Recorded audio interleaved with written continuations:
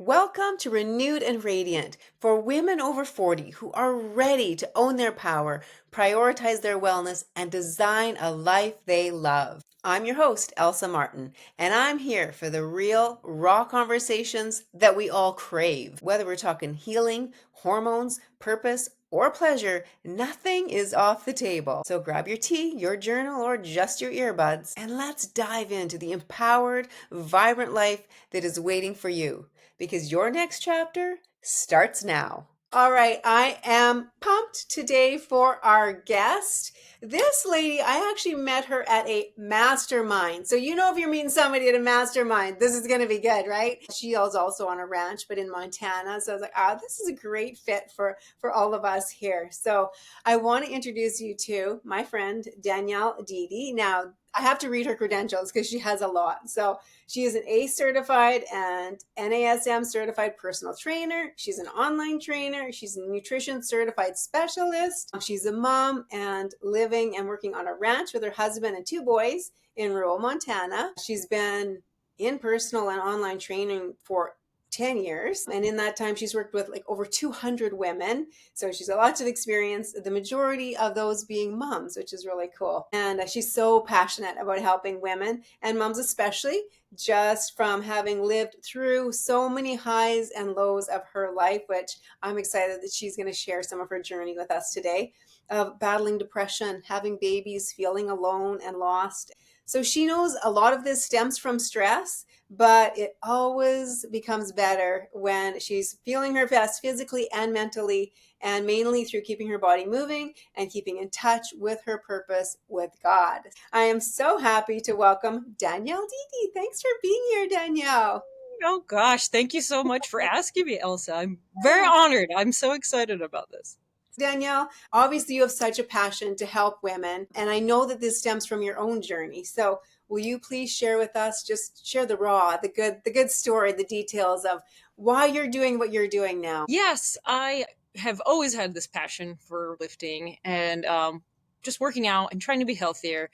But I do remember even like in college when I said I wanted to be a personal trainer, the response I got repeatedly was, "We live in you don't live in Los Angeles. You can't be a trainer here." I'm just like, really? Which, in most people's defense, like my family, it's kind of true because where I grew up, there was no personal trainers. That wasn't a career. It wasn't a job. But it was kind of through those, like, when God just really gives you a purpose in your life and you know that you want to do it, but you don't do it. I had to have many failures, trying all these jobs that just hated, and they just kept like essentially failing until finally when you get smacked in the face enough, I'm like, I get it. I have to do this. Is what I'm supposed to do.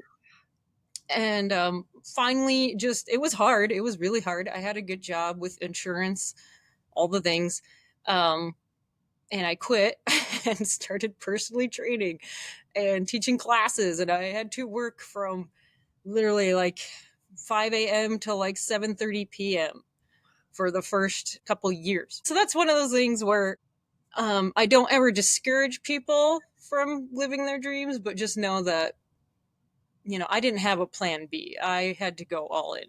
And I knew I had to do whatever it took. And if it meant for me working from 5 a.m. to 7:30 p.m., that's what I did. I love that though, no plan B, because it forces us, as terrifying as it is, when there really is no plan B, it forces us to make it work no matter what. Yes. Yeah, and that was the mentality I had. I just I just had to go all in. I shouldn't say failure is a bad thing. It's always just a lesson learned, but I just didn't give myself the option. I guess it was gonna make it or nothing else. Even when it was really hard, I just kept working more hours. Love that. That's good. You pushed through. You persevered even when it was hard. Yes, And yes. and now it's brought you to over 200 women, and you mostly work with moms. Why is that? Yeah. Well, now that I am a mom of two boys of my own, and I have lived through the journey. I, again, living in a rural area, and I am exceptionally rural. I don't have any neighbors. It can get lonely, and it did get lonely, especially when I had my first baby. My husband's a rancher and he was branding a lot, and so it was me by myself with my baby all day long. Mhm. And it was really hard and really lonely. And having battled depression before, I know I had some postpartum too. So I know what that feels like. I know how lonely new motherhood is and how mentally unstable I guess you can feel. Maybe not everybody feels that way, but that's how I felt. I was incredibly lonely. I just vowed, though, after having that first baby, I was not going to let that, or try the best I can to not let that happen again. Not a lot of resources out where I live for like postpartum moms. We just don't have it. So it's really driven me to want to help people after I've learned what I've learned. Help moms know that they don't have to do that. They don't have to be alone. They shouldn't be alone. Postpartum depression is real and it gets pushed off a lot. There's just not the resources for it. It is real, and don't let anybody tell you it's not. You're not crazy. And I am here to try and help moms, especially, understand that they do matter. Like, yes, you have had a baby and your world revolves around that baby, and that's important. You have a life now. You got to take care of that little life, but you can't totally neglect your own. You still have a purpose. You still have to enjoy your life and not just totally, yeah, let it go and not take care of yourself. We've seen it a lot lately. In my area especially, there's been like 3 mother suicides. Oh, that's so sad. Oh man. And it goes back to what's that saying? You got to put your own oxygen mask on first. We can't Yes. pour from an empty cup, which I think as moms, whether we're young moms or old moms, whether our kids are adults and we have grandkids also, or if we have little kids, it's our nature, I guess, to just give and pour, and you put yourself on the back burner, and then something like this happens, right? Where it's just you're depleted, you got nothing left. Yes, it's true. I would never shirk my responsibilities as a mom. I love my children and I want to give them the life they deserve, but I'm here to help women and moms to try to see that you have a life too. What do you want to do? And you should take care of yourself. It's like you said, put your oxygen mask first, because even in marriages, if you want to go down that route, when you just keep neglecting yourself and you're unhappy, you're going to see it in your marriage, in your parenting, everywhere, because you're going to start, you let it build too long, and then you're going to start feeling that resentment. And Yes. yeah, and I don't want that to happen. I understand. Just like you, I talk to lots of women in calls, and it's hard. It's frustrating because I sit and hear them say how they feel so unhappy, they feel trapped in their bodies, they want to get back to where they were, but they're just not able to make it work right now, for whatever reason. They're just too busy, and it breaks my heart. So, kind of like you, it's like I feel like I have this calling to help women and moms especially realize that, yeah, you can be a great mom and still take care of yourself. That is okay. It's not selfish. I think it's the opposite. And I don't know why or what point that ever became a thing that it's selfish to take care of yourself, as especially as a mom. And I love people like you. We're trying to reframe this. Like, come on. It should be the other way around. It's almost selfish if you don't take care of yourself, because you have so much more to give. You have so much more to pour into other people. You show up as your best version of yourself when you are feeling your best, when you're feeling empowered and strong. Versus, like what you're saying, I know because I've been there, that, the young mom and resentful because it was all going on in here, not willing to ask for help or to take care of myself because I was too busy, or I didn't have the money, or I didn't have the time. At some point, I think we have to stop and say, no, this Yeah. has become a priority, right? We can make hockey and sports and all the things priorities, but what about, when do I stop and take care of myself and recognize that if I'm not filling myself up, I don't have nothing to give and I'm not showing up as my best version? Absolutely. Yeah. Yeah. Agree to all that. That couldn't be better, have well said. It's just everybody's so busy now, which I can't say I'm any different. We're busy too, but the level to busyness people are now, it's just insane. People are just stretching themselves thin everywhere. I have been in the bad place before mentally that I will not already vowed to myself that for my family, I can't go back there. And it's like you said, I I don't want to be that crabby mom screaming at my husband and children all the time.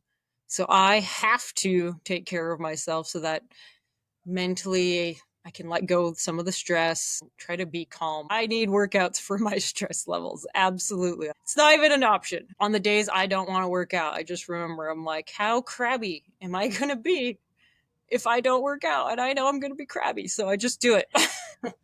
It's true. We get that shot of dopamine when we exercise. Well, like it's how God made us. We're created for movement. I enjoy a good workout physically. I feel better and I know it's making me stronger, strengthening my bones, all the things, but the mental health part of it, that's the most important part. Exactly. I'm a huge mindset person, probably because I have struggled with my mental health so much. So I've invested a lot of time into mindset, and it's just connecting it, like you said, when you can connect it to something bigger than yourself, which I always try to do. Make it like an internal purpose. It's part inside of you. It's who you are.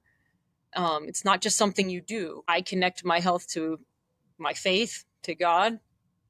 I want to be a good representation to my family. I want to be a representation to my clients. And it is taking kind of that leadership role. I feel an eternal purpose to that. When you can make it something bigger than you, then you're never going to fail. You're always going to know that you got to get it done. Love that. That goes back to your deep down why, doesn't it? Of why do you really want to do this? It's way more than just looking good in a pair of jeans or in your swimsuit in the summer. It's what is your deep down why that's pushing you to do this?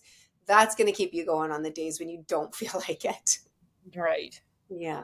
Danielle, I love how open you are to talk about the mental health struggles and the depression. And I know many ladies that have been there. And I honestly have not been down that route myself, thank God. But I know it's dark and it's so hard. Is there anything that you've learned through that or something that you could share to somebody that's listening to this that has struggled or is currently struggling with their mental health and just finds herself in that deep, dark place? Absolutely. So one thing I can just say for speaking in my own personal journey is I was always struggling the worst when, for one, I wasn't taking care of myself, wasn't getting in movement or eating as well as I should. So I was not taking good care of myself. I wasn't actively in my faith at that time. You feel very alone. You just feel so alone and so hopeless. And I don't mean this in an insulting way. It's kind of self-loathing.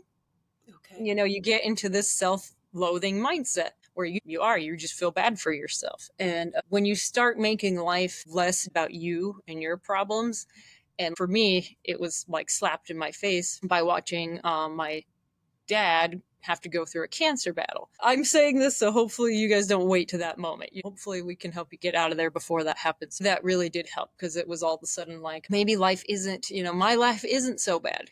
I have a lot of things to be grateful for. And then when my dad lived, it just even helped more. It's really looking at your blessings that helps. And then it all kind of happened at once. I started going for jogs and walks, and then really being faithful in prayer, doing like the gratitude journal. And then it just kept going. I want to stay healthy. I don't want to fall back into that. I'm going to keep with my faith because I can tell I feel like a new person when I do. So I never looked back after that. Like I've always been, okay, we're staying healthy. We're keeping in communication with God. Even on hard days, still always try to wake up and think, I have breath in my lungs and the sun has come up. I can already be thankful for that. I have a purpose today. When you wake up, you have a purpose every day. It's such a cycle with everything in life, the cycle where we feel depressed and sad and dark and crappy and all the things. So we don't want to do anything and we don't want to eat good food and we don't want to move and we want to just focus on that. And that just spirals down and down and down. Or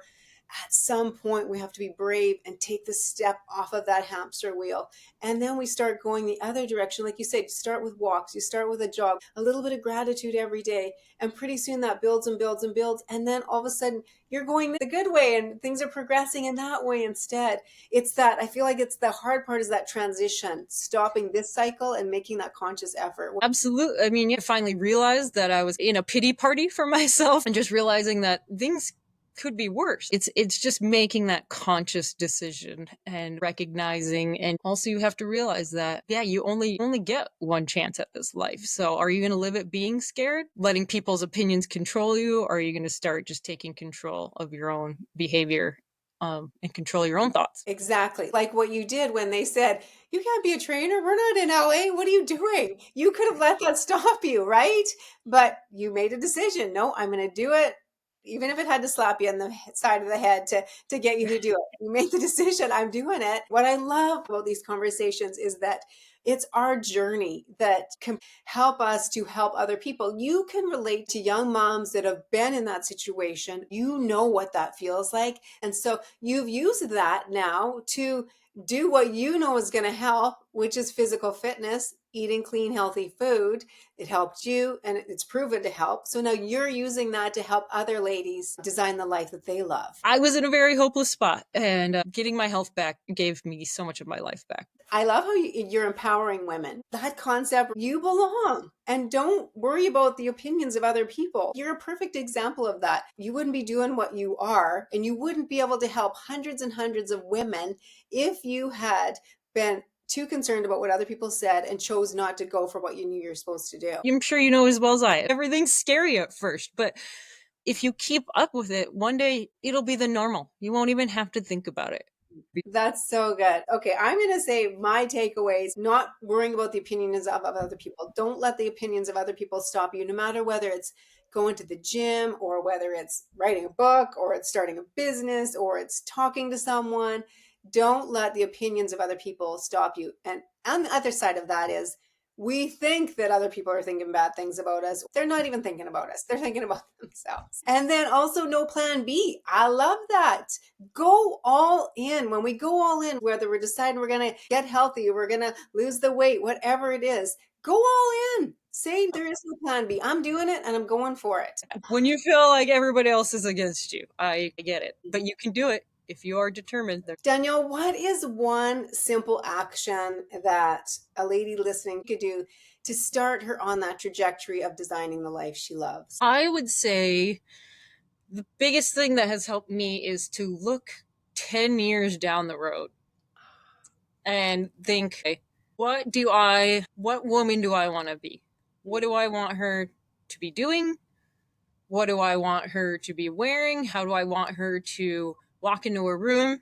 How do I want her to feel? You zoom out. Where do you want to be in 10 years? What does that person look like? And you should write it down and go backwards from there. And to get started today, I would just say, okay, how bad do you want to be there in 10 years? Are you going to start going for a walk and listening to a podcast, or are you going to go sit and watch Netflix? Come on. I like it. Exactly. Yes. All right. We're going to, just for fun, Danielle, 3 rapid fire questions to put you on the spot. All right. So, number 1, favorite place you've ever traveled to? I don't travel a whole lot. um, I went to St. Louis a couple times. I really liked it, but honestly, this is maybe going to sound silly, but I love Montana. Like, I love Kalispell. I love Glacier. I love Red Lodge. Red Lodge is actually probably my favorite like place in the world. Oh, I love it. We like Montana too. That's great. Good answer. Okay. How about your favorite healthy food? I like smoothies. I love seafood though too. It's something I don't get a lot of here, like fresh. So seafood and smoothies are like my jam when I travel. Okay, I love this. Okay, one last question. Something that we might be shocked to know about you. I love food art. Really? Yes, like I used to make my own from scratch chocolates and like tempered chocolate. So I know how to temper chocolate, and I made gourmet s'mores like cocoa bombs with like tempered chocolate decorations. I'd make snowflakes and stuff on them. I loved it. Wow, I would not have expected that. That's really cool. There we go. That's cool. Awesome. Okay. So, just before we finish today, what I'm going to ask you to do is to leave a question for the next guest. You don't know who the next guest is going to be, but I want you to leave a question for them, and I'm going to ask them when they come on and they have to answer it. What's a question you could leave for the next guest, Danielle? I guess my question would be is have they thought about their purpose, and if so, are they living in their purpose? Ooh, I like it. That's a good one. We're going to be able to dig into that one. Thank you for sharing your real and raw and honest story with us today. I really appreciate that. Where can people connect with you, and how can they reach out if they want to follow you and learn from you and connect with you? Yeah, so I'm mostly on Instagram, and that would be Fit Chick in the Sticks with an X on the sticks because I was trying to be cool. um, I love your handle. It's so cool. um, Facebook is at Danielle Ray Fitness. I have a YouTube channel too, same Danielle Ray Fitness, and I'm on TikTok. But yeah, for sure, hit me up. I'm in Facebook a lot, Instagram probably the most. All right. Thank you so much. This has been amazing. I appreciate you being here today and just sharing from your heart, and that we can learn from you and glean from your wisdom and from what you've been through, that you're using that to help other women. So thank you so much. Thank you for joining me today on Renewed and Radiant. I hope today's conversation sparked something in you, a shift, a question, or even a bold new intention. If you loved this episode, be sure to subscribe, leave a review, and share it with another amazing woman. Until next time, stay strong, stay empowered, and keep showing up for yourself. Because you, my friend, are just getting started on designing a life you love.